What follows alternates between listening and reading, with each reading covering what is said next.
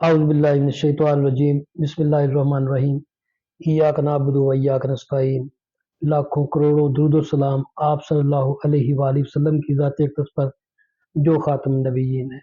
आज बोलो आप ज़बात की टीम जनाब खतीब साहब के पास है जो कि सोशल मीडिया पे भी हैं और एक्टिविस्ट हैं और राइटर भी हैं, ब्लॉगर भी हैं और सबसे बढ़ के ये ख़ुसूसी बच्चों के ख़ादिम हैं।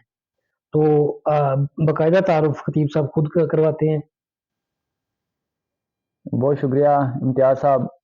अ, इम्तियाज़ साहब ने जैसे बताया कि मैं स्पेशल एजुकेशन डिपार्टमेंट में टीचर हूँ। पिछले 10 साल से स्पेशल एजुकेशन डिपार्टमेंट पंजाब में जॉब कर रहा हूँ और इन्हीं मौज़ूआत के ऊपर पहले अपने सर्कल में बातें डिस्कस किया करता था। उसके बाद ये लिखना शुरू किया सोशल मीडिया पे और अब एक मेरा आर्टिकल आता भी है संडे मैगज़ीन रोज़नामा, संडे मैगज़ीन 92 न्यूज़ में ना। तो हर संडे को अल्टरनेटिव या कभी दूसरे तीसरे संडे में उसमें मेरा आ जाता है। मज़ामीन आमतौर पे जो मैं लिखता हूँ वो डिसेबिलिटी अवेयरनेस के अकॉर्डिंग ही होते हैं। स्पेशल पर्सन या एक लेमैन जो है, एक सोशल वर्कर है या कोई भी बंदा है, वो स्पेशल पर्सन की ज़िंदगी में कैसे कोई आसानी लेके आ सकता है।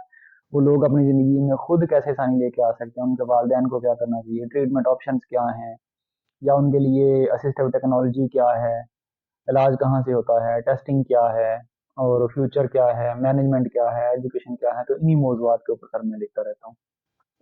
अच्छा सर, जो आप लिखते हैं इसकी मोटिवेशन या इसकी स्टिमुलेशन क्या है? आपकी खुद क्रिएशन होती है या कहीं सोचते हैं या किसी को देख के लिखते हैं? तो इसके पीछे स्टिमुलेशन क्या है? सर लिखने की मैं अगर बात करूँ ना तो ये एक चले मुझे इस बात को वैसे करने में कोई मज़ायका भी नहीं है कि लिखना ये शुरू कब किया। यानी ये लिखने का आगाज़ कोई 20 साल पहले शुरू हुआ। मैं जब कॉलेज में था तो तब ही कोई डायरी लिखने का मुझे को थोड़ा-सा शौक होता था और जो लोग मेरा लिखा हुआ पढ़ते थे वो ये कहते थे कि आप जो बात करते हैं ना अगले बंदे को वो यकीन आ जाता है तो आप उनका ये गुमान था कि एक दिन बहुत बड़े राइटर बनेंगे। मैं डिग्री कॉलेज की लाइब्रेरी में बैठ के नसीम हजारी के नावल पढ़ा करता था और वहाँ मैं डायरी लिखा करता था। मेरे उस्ताद भी मेरी डायरी पढ़ा करते थे।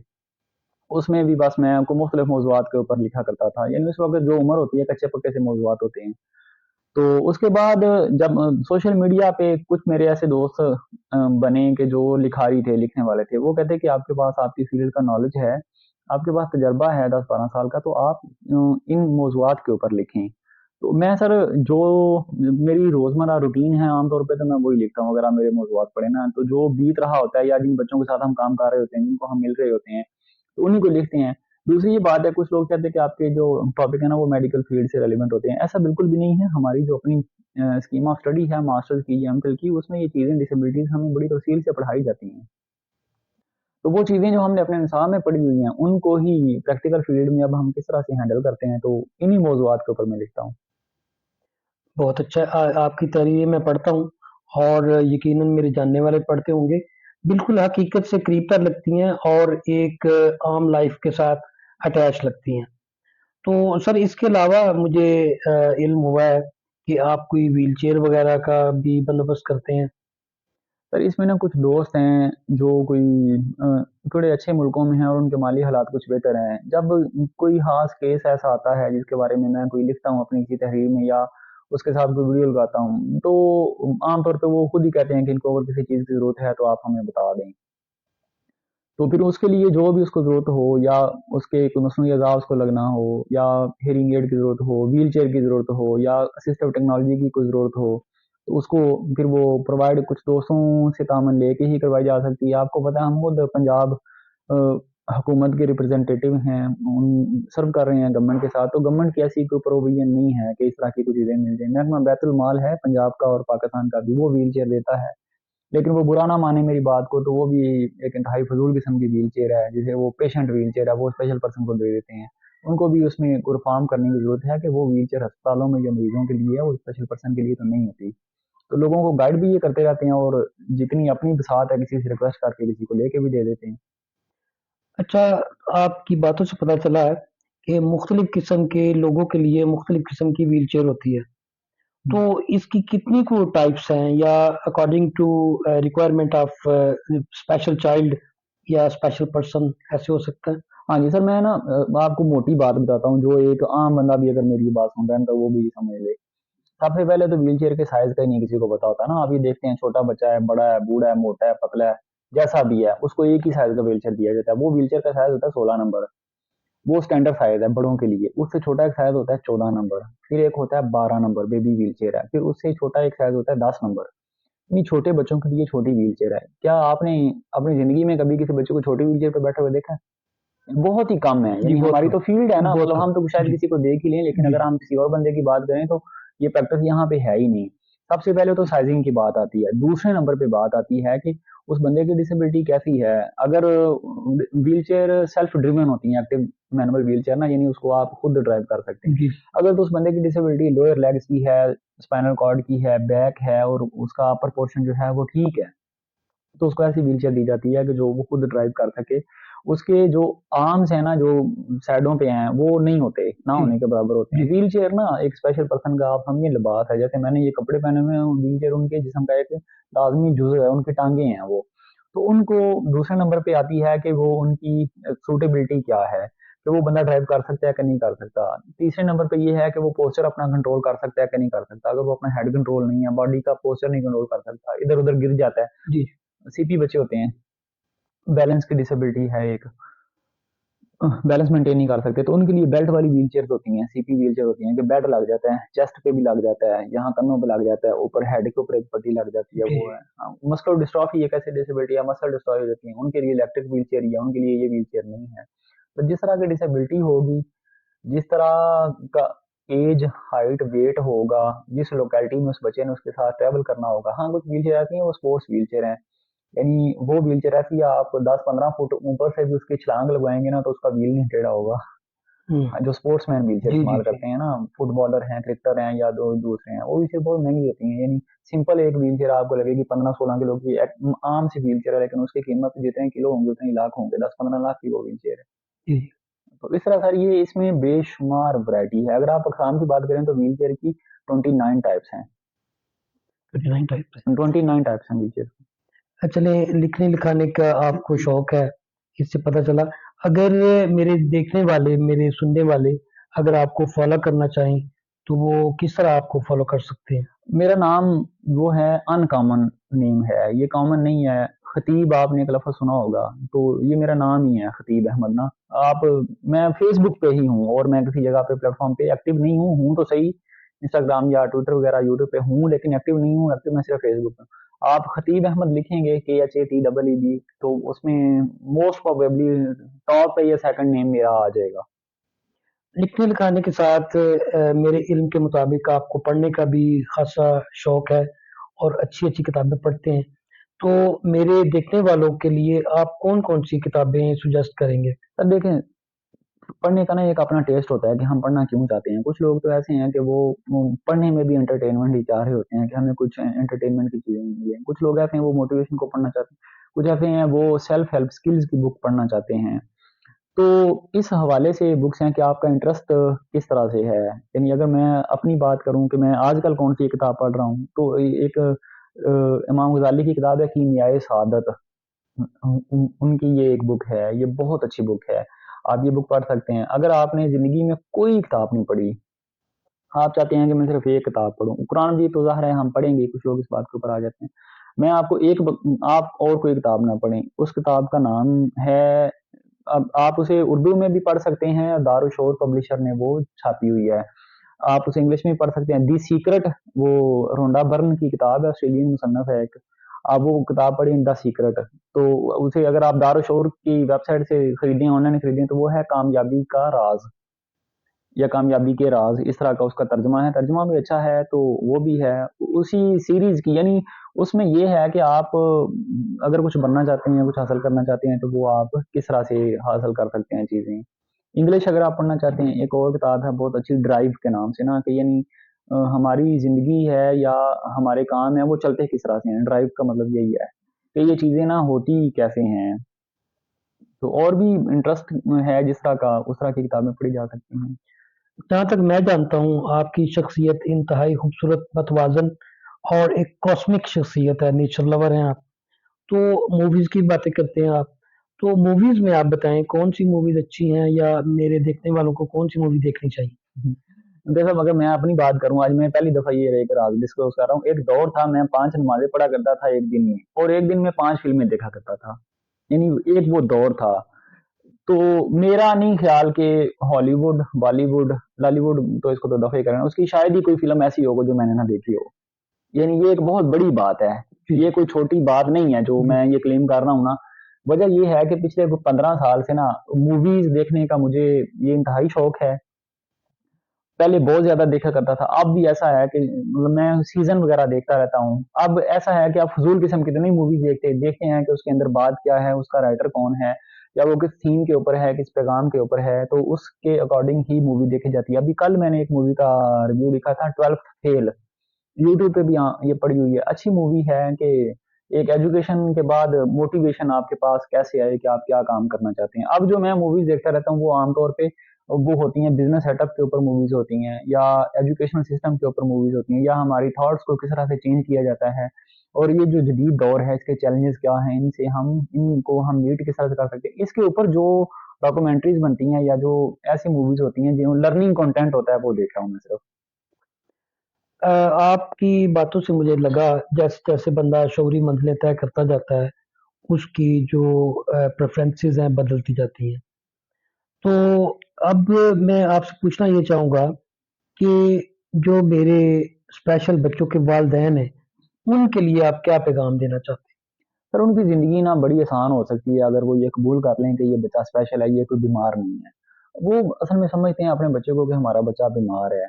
तो यहाँ से ही गलतफ़हमी का एक आगाज़ होता है, और वो उसके इलाज के लिए जगह-जगह, शहर-शहर और अस्पताल से अस्पताल, हकीमों, आमलों, पीरों के पास जाते हैं। उस बच्चे ने सम टाइम ठीक नहीं होना होता। कुछ ऐसी डिसेबिलिटी, जैसे आप ये कहेंगे डाउन सिंड्रोम है एक बच्चा, उसको हम ठीक तो नहीं कर सकते हैं? ना। जी। सेरिब्रल पाल्सी है, उसको भी हम ठीक नहीं कर सकते। मस्कुलर डिस्ट्रॉफी है, उसको भी नहीं ठीक कर सकते। बेशुमार ऐसी डिसेबिलिटीज हैं कि जिनमें ट्रीटमेंट ऑप्शन है नहीं। कुछ में है भी, मैं ये नहीं इनकार इसका बिल्कुल भी नहीं कर रहा। वालदेन है, पेरेंटहुड मेरे दिल में भी है। यानी ये सारी बातें हो सकता है मेरे लिए जीरो हो जाए अगर मेरा बच्चा भी स्पेशल हो जाए ना। मैं आज ये बातें बड़ी बड़ी कर रहा हूँ कि इस तरह होना चाहिए, हमें एक्सेप्ट करना चाहिए। लेकिन मैंने ऐसे लोगों को भी देखा है, उनके अपने बच्चे हो जाते हैं और वो ये फील्ड ही छोड़ जाते हैं, और वो फिर उसी लाइन में लग जाते हैं जहाँ पे पेरेंट्स लगे होते हैं। लेकिन जो लोग इस बात को जितनी जल्दी कबूल कर लेते हैं कि ये एक डिसेबिलिटी है, ये एक डिजीज नहीं है, टेम्परेरी नहीं है, परमानेंट है, और उस बच्चे की ज़िंदगी कुछ चैलेंजेस के साथ हमसे थोड़ी मुख्तलिफ गुजरनी है, तो उनकी ज़िंदगी में भी आसानी हो जाती है, और उस बच्चे की ज़िंदगी में बहुत बहुत जल्दी आसानी आ जाती है। अच्छा, स्पेशल बच्चों में ऑटिस्टिक बच्चे होते हैं, उनके बारे में आप कुछ बताएँ? सर, ऑटिज्म अलार्मिंग सतह पे बढ़ने वाली दुनिया की दूसरी बड़ी डिसेबिलिटी है। सबसे पहले लर्निंग डिसेबिलिटी आती है, दूसरे नंबर पे जो बड़ी डिसेबिलिटी है वो ऑटिज्म है। ऑटिस्टिक बच्चे जो है ना, ये हर 45 में से एक बच्चा माइनर, माइल्ड या मॉडरेट या सीवियर, शदीद या कम लेवल की ऑटिज्म के साथ मुतासरा बच्चा है। इन बच्चों का मसला ये होता है कि ये सोशल नहीं होते। ये आपकी तरफ देख के बात नहीं करते, अपनी दुनिया में घूम रहेंगे, अपनी एक खास सेटिंग में रहेंगे, अपने कमरे से बाहर नहीं निकलेंगे, बात नहीं करेंगे, आपको रिस्पॉन्स नहीं देंगे। यानी बड़ा मसला इनका है कि ये स्पीच नहीं होती इनकी, और ये सोशल नहीं होते, अपनी दुनिया में मस्त मलंग रहते हैं। पुराने ज़माने में जो मजलूब होते थे ना, बेसिकली वो ऑटिस्टिक लोग ही होते थे, और उनको हम ये कहते थे कि ये कुछ पता नहीं कुछ पहुंची हुई शख्सियत है, या ये बड़ी अल्लाह लोग शख्सियत है। वो एक ऑटिज्म है, आप इसको नाम दे दिया गया। लेकिन पुराने ज़माने में जो मजलूब होते थे ना, यानी कि वो दुनिया की परवाह नहीं होती थी, वो लोग ऑटिस्टिक लोग हैं। तो इन लोगों की जितनी जल्दी हम इनकी पहचान कर लें और इनको इनकी ज़रूरियात के मुताबिक डील करना शुरू कर दें। नहीं, हमारा मकसद उनको उनसे बात करवाना नहीं होता। हमारा मकसद ये होता है खामोश रह के वो जिन कामों में कामयाब हो सकते हैं उनमें हो गए। ज़रूरी तो नहीं है कि वो बोले ही ना जैसे हम बोल रहे हैं। एक बंदा जो लिखता है वो सारी ज़िंदगी अगर एक लफ्ज़ भी नहीं बोलता तो क्या वो कामयाब नहीं है? वो बहुत बड़ा कामयाबी है उसकी। तो वो लिखने वाला है, वो अपना मुद्दा तो बयान कर लेता है। इसके अलावा मुझे पता चला इसमें फाइनेंशियल रिहैबिलिटेशन पे आपने काम किया। फिर इसमें ना हमारा एक टारगेट है। पहले तो हम एक साल में ना एक केस किया करते थे कि किसी ऐसे अडल्ट स्पेशल पर्सन को कुछ स्मॉल बिजनेस शुरू करवाना कि वो अपने पैरों पे खड़ा हो जाए। फिर हमने उसको 2 किया, पिछले साल हमने 3 उसका नंबर कर दिया, और ये 2024 में भी 3 ही रहेगा कि 3 ऐसे लोग हैं जिनको कुछ स्मॉल बिजनेस करवाया जाए ना। ये पिछले साल 2023 में जो हमने 3 स्मॉल बिजनेस करवाए हैं, वो मैं आपको बता देता हूँ कि वो हमने क्या करवाए थे।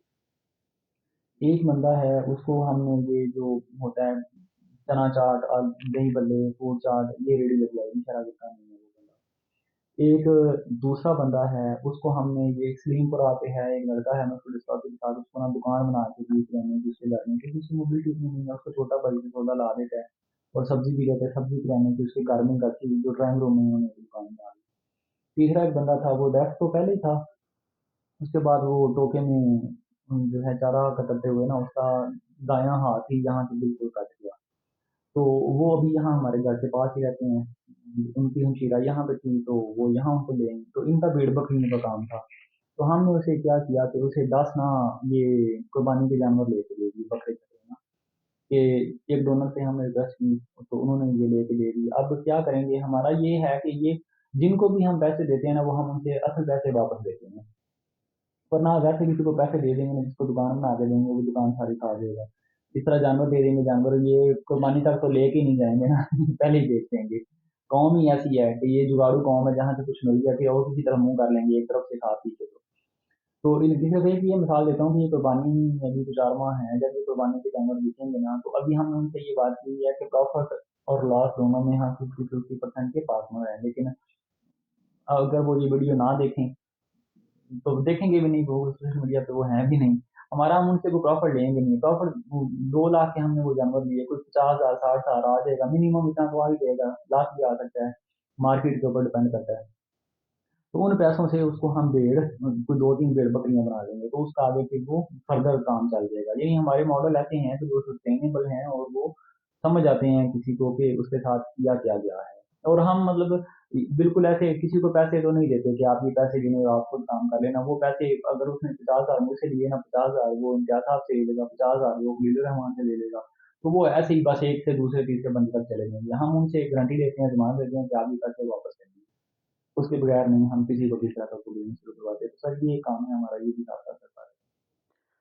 आप जैक ऑफ ऑल ट्रेड्स हैं, बंच ऑफ फ्लॉवर्स हैं, गैलेक्सी ऑफ स्टार्स हैं। आपको कुकिंग का शौक भी है, तो किचन गार्डनिंग के बारे में कुछ बताएं।